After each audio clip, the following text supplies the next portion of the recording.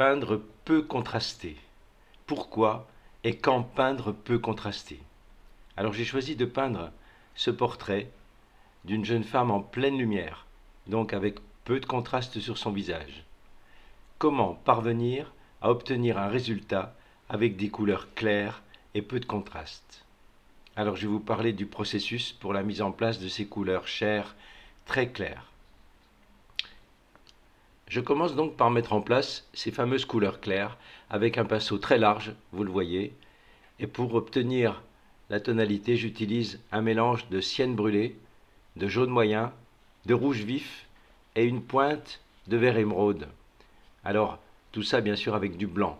Et je varie les proportions de ces différentes couleurs pour obtenir toutes les variations colorées de ce visage. Vous voyez que je les remplis assez rapidement.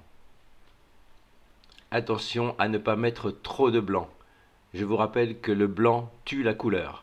Et si vous mettez trop de blanc, tout va devenir plat et sans vie. Alors j'ai peint ce portrait sur un panneau de contreplaqué recouvert de gesso et sur un fond gris clair, ce qui permet de mieux apprécier les couleurs claires. Sur un fond blanc, c'est très difficile d'apprécier les clairs depuis le début, donc je vous conseille un fond coloré, mais j'en ai déjà parlé. Alors je préfère le bois à la toile. Pourquoi? Parce que la toile, elle offre moins de résistance, et comme j'aime bien les touches appuyées, et en plus sur le bois, on voit beaucoup mieux les coups de pinceau, et ça c'est plus mon style. Alors quand le visage est recouvert, je passe maintenant aux parties plus foncées, c'est-à-dire à la bouche, aux lèvres et aux yeux. Alors j'ai commencé par poser quelques teintes assez claires sur les paupières, parce qu'elles sont encore éclairées, et il y a peu de contraste à cet endroit, donc un ton un peu rose violacé. Pour les lèvres, j'ai utilisé un ton plus foncé, qui est un mélange de cienne brûlée, de rouge vif et un petit peu de jaune.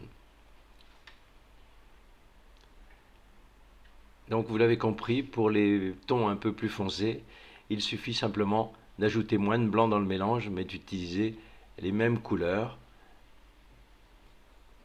Alors bien sûr, pour les détails, là comme la bouche et les lèvres, j'ai utilisé un pinceau plus fin, bien entendu. Et j'ajuste ces couleurs avec un mélange très rosé, que je vais d'ailleurs déposer aussi sur le bout du nez, sur la zone la plus rose du bout du nez.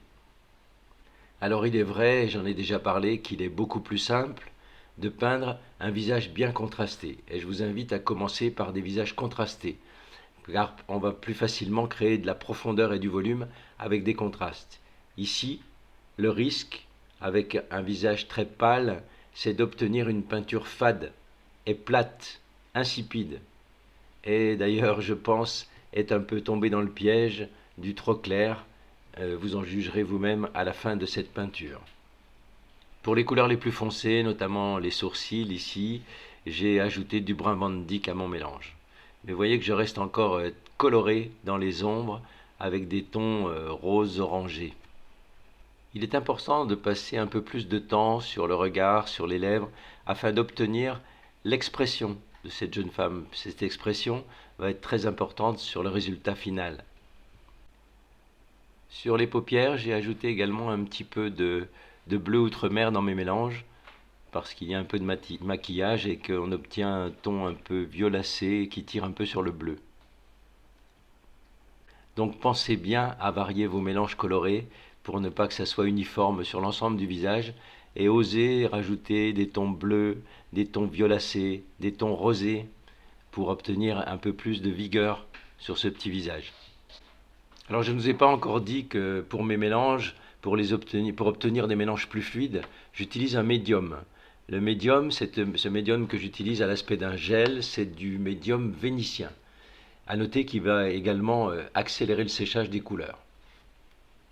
Et je passe pas mal de temps à ajuster ces couleurs, à ajuster ces tonalités, ces valeurs, pour obtenir vraiment un rendu agréable au niveau de son regard notamment.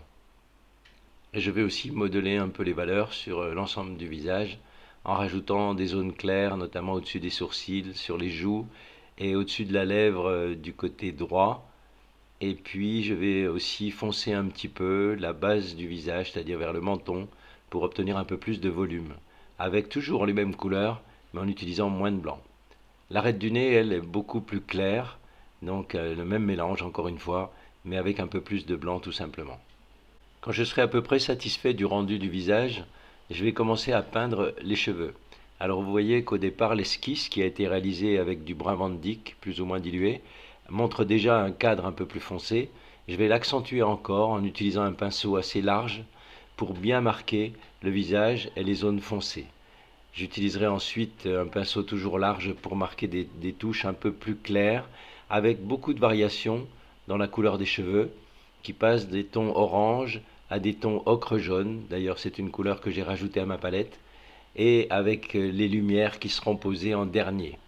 Alors cette jeune femme a un bonnet orange sur la tête, ainsi qu'une écharpe qui part sous le menton et qui est aussi dans des valeurs orange, avec des tonalités plus ou moins foncées que j'ai rendues d'une façon relativement simple. Je vous laisse maintenant pour la fin de ce portrait en musique.